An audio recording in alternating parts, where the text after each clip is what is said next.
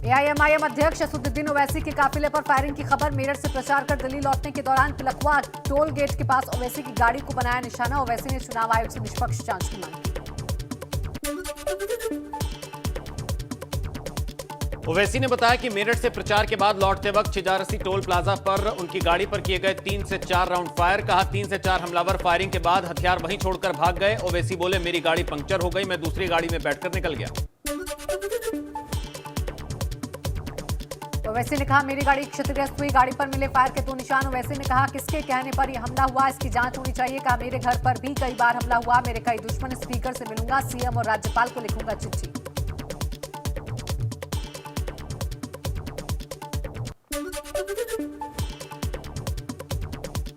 ओवैसी के काफिले पर फायरिंग का सीसीटीवी फुटेज आया सामने। फायरिंग कर मौके से भागते नजर आ रहे आरोपी। पुलिस ने 2 आरोपियों को किया गिरफ्तार।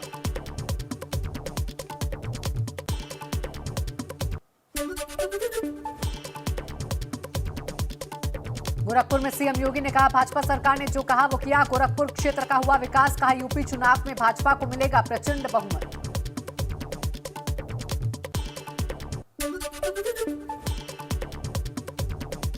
सीएम योगी ने कहा कि यूपी में सबसे बड़ा मुद्दा कानून व्यवस्था का। आज यूपी की सुरक्षा व्यवस्था का देश में हो रहा जिक्र। पहले बहन बेटियां घर से बाहर निकलने में डरती थीं, अब यूपी में बहन बेटियां पूरी तरह सुरक्षित। पिछले 5 वर्ष में आप लोगों ने प्रदेश के अंदर कहीं दंगा नाम की कोई बात सुनी है क्या?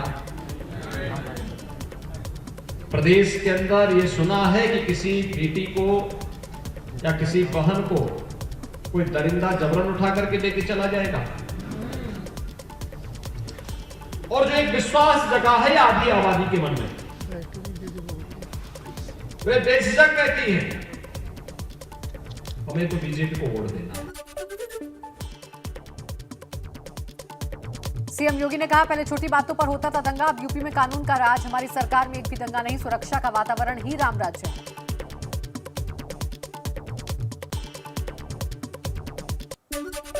पिछले 5 वर्ष में आप लोगों ने प्रदेश के अंदर कहीं दंगा नाम की कोई बात सुनी है क्या? प्रदेश के अंदर ये सुना है कि किसी बेटी को या किसी बहन को कोई दरिंदा जबरन उठा करके लेके चला जाएगा? और जो एक विश्वास जगा है आधी आबादी के मन में, वे बेझिझक कहती है, हमें तो। सीएम योगी ने कहा, हमारी सरकार ने पलायन रोका। पश्चिमी उत्तर प्रदेश के व्यापारी खुश हैं। कहा, हमारी सरकार में घर घर बिजली पहुंची। समाजवादी पार्टी की सरकार थी, प्रदेश उत्तर प्रदेश में 18,000 मकान स्वीकृत हुए थे। केवल 18,000। कितना? ये मिले नहीं थे, फाइलों में स्वीकृत हो गए, किसी को मिला नहीं था। और अकेले गोरखपुर महानगर में कितने गरीबों को मकान मिला? 32,000। 32,000 नाम से उनको मकान मिला है। एक गरीब को मकान मिला है। क्या उसकी जाति देख करके मकान दिया गया?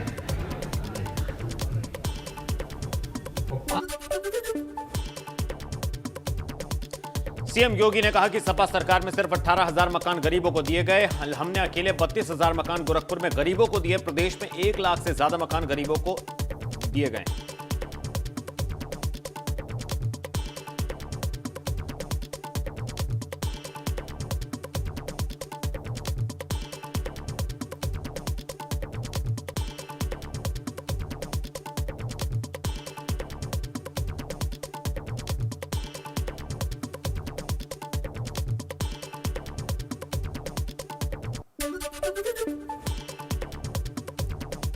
बुंदेलखंड में सबसे ज्यादा पलायन होता है। आज कह रहे हैं, हमारे रेलगाड़ी दी आवाज हमने उठाई जब लोग 500-600 लोग पैदल चलते थे।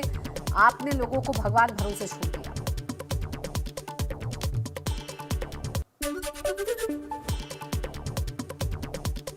प्रियंका गांधी ने कहा कि चुनाव को विकास के आधार पर लड़ना चाहिए। जाति सांप्रदायिकता पर चुनाव नहीं लड़े जाने चाहिए। जनता जानती है, चाहती है विकास के लिए क्या किया।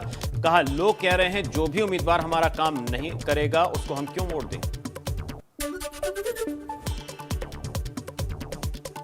लोनी विधानसभा में अमित शाह ने जनसभा को संबोधित करते हुए कहा, दिल्ली में बैठा हूं, कोई दंगा नहीं होने वाला। कानून व्यवस्था को योगी आदित्यनाथ ने ठीक करने का किया काम। कहा, उत्तर प्रदेश में बदलाव लाने का काम किया, डकैती में 70% की कमी आई।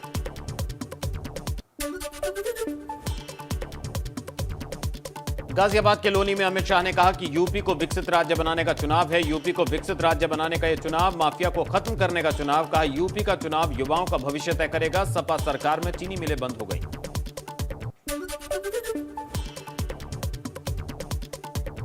विपक्ष पर हमला बोलते हुए अमित शाह ने कहा, सपा बसपा कांग्रेस की सरकारों ने विकास के लिए कोई काम नहीं किया। कहा, 5 साल में यूपी में विकास के काम हुए, गन्ना किसानों का बकाया भुगतान किया।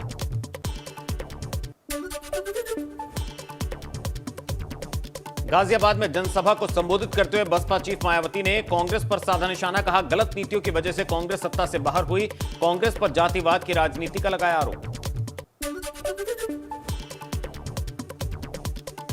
बसपा प्रमुख ने कहा, कांग्रेस ने बाबा साहब को भारत रत्न नहीं दिया। काशीराम के निधन पर राष्ट्रीय शोक घोषित नहीं किया। कहा, आजादी के बाद केंद्र राज्यों में सरकार कांग्रेस की सरकार रही। कहा, कांग्रेस जब सत्ता में होती है तो विकास कार्य नहीं करती।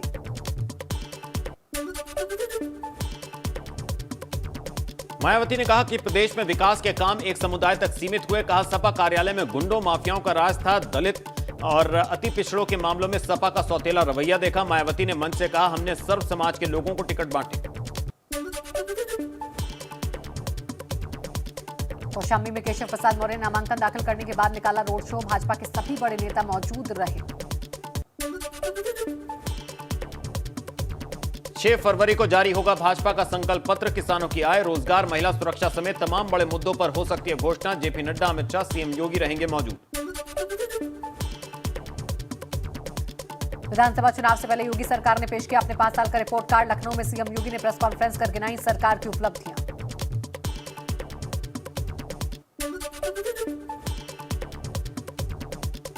सीएम योगी ने यूपी चुनाव के लिए थीम सॉन्ग भी लॉन्च किया। यूपी प्लस योगी बहुत है उपयोगी।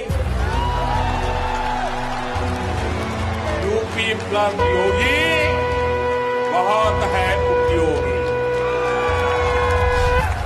वो परम सत्य है, वो परम सत्य है।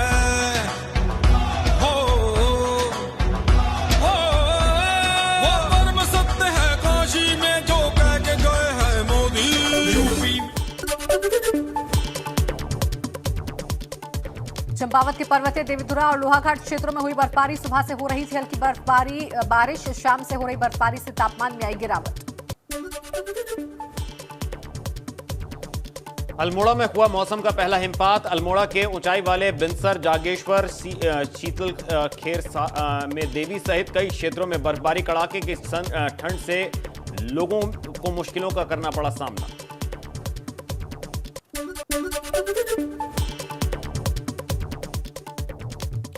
साप्ताहिक एफएनओ एक्सपायरी के दिन 3 फरवरी को 770 अंकों की गिरावट के साथ 58,288 के स्तर पर बंद हुआ सेंसेक्स। वहीं 219 पॉइंट्स की गिरावट के साथ 17,560 के लेवल पर हुई निफ्टी की क्लोजिंग।